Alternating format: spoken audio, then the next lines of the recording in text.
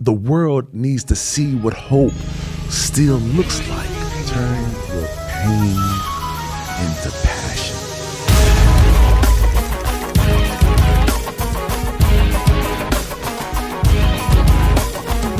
Greetings, everyone. It's your boy Joshua Miles coming at you. I'm excited of getting this podcast launched. And I just really feel like we're here to make a difference of being able to encourage people that have been losing loved ones and just all kind of crazy stuff around the world. I myself lost my son, Josiah Miles, years ago, and it was 2 years, and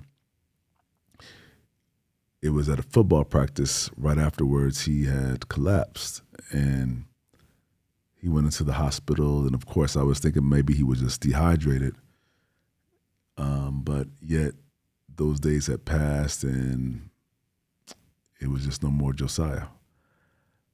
But fortunately, I still have my beautiful daughter, Hannah Miles, that is still with me today. And I thank God for her every day. People ask me all the time, like, how do you still deal with the grief? How do you still deal with the pain? And, you know, just a couple of key points that have helped me along the way thus far is to be able to know that love conquers all. And what that means for me is the fact that you have to embrace love instead of trying to embrace bitterness or anger, because at the end of the day, it's not going to take us anywhere but just be miserable and live life, very ugly. And, so becoming bitter starts to lead to different things that we don't even realize, of cancer and all these things that build up in our bodies. Bitterness and anger can cause cancer because we all have cancer cells even in our body. But what happens is a lot of times if we're overreacting, that's how even high blood pressure, all these things, if we're overreacting and our heart is at a crazy rate, all these things cause different dysfunctional things in our bodies that can grow to lead to other things that we see as cancer and all these other diseases that keep coming at us. At the end of the day, we have to ask ourselves, is all that worth holding on to that makes us bitter and angry? Because I myself experienced what pain was of losing my son, especially in that first year. I was just like, wow, Lord, where are you at now? I was feeling like, okay, yeah, I read about you, I went to church, I did all these things, but yet, why would you take my only son, right? And then as I began to keep on searching and seeking, it's simple. God gave his only son, right? So who am I to question or feel like I'm all the way up here or this and that, when it's like, you know what? I still have you here for a purpose and for a reason, right? So if you're here by design, a purpose, I believe personally, we have to go forward instead of trying to go backwards, because if you're here, you might as well make it count, right? And then embrace the loved ones that you still have around you. Embrace them because they are gifts. And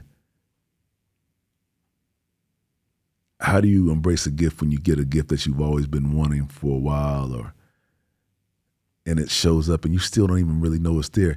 That person that's in front of you is still a gift that you might be like, but if they're still around, it must be meant for a reason, right? So like, how do you get to a place to where you can actually embrace that gift, that person, is by just loving on them, you know? We always like to use this word all the time. Life is too short. Life is too short. But do we really know what we're really saying? Because that same day, it can be very short that you went out the wrong way and told that person off. Or did you forget to tell them you love them? You know? When I lost my son that day, I was with him that whole weekend. But if I speed up to the day of the last day I was with him on earth, I took him to school and he gave me a hug, he gave me a kiss, and he said, "Hey, Dad, I love you." And of course, I kissed him back, I said, "I love you too, son." And not knowing that same day of the evening, that would be his last day with me on the earth. What's crazy is the fact that we play in our minds that things are going to be so normal, man, but yet you don't realize that could be the very last time you lay eyes on that person and you don't even see the next one coming. So I say embrace the loved ones that you have, because you don't know if the rest of the day you're going to see them again. And I really feel like it helps us to appreciate life still and to know that I'm still here to give somebody hope and to give somebody whatever I can, whatever is left of me to give. Because if you're still here, it means that you're still here to give. Listen, turn your pain into passion. Let me say it one more time. Turn your pain into passion. Well, what does that mean? That means whatever you have been facing that has been so painful, allow the pain to turn into passion, that it will overflow with love. Because if there's something that you hate so much, then obviously that means that there has to be a change that's associated with that. What does that mean again? Okay. That means whatever you hate, there's supposed to be now something that's inside of you that says, I hate it so much, but how can I change it for the better? Right? How can I change something that I hate so much that now I become the change? Because there's also somebody that's feeling the same way you feel, but now how can you turn it in for good?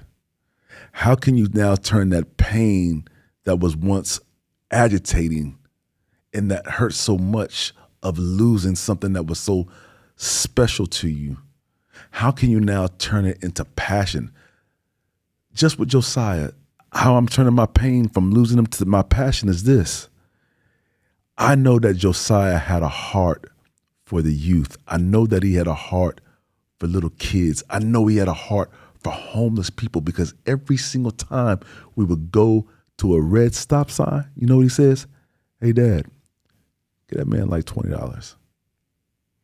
I'm like, $20, son? You know, because in our minds, we're like, okay, if we give him like $2 or $3, they should be good. But Josiah was always on that level to where he wanted to make sure that they were being treated fairly like he was, right?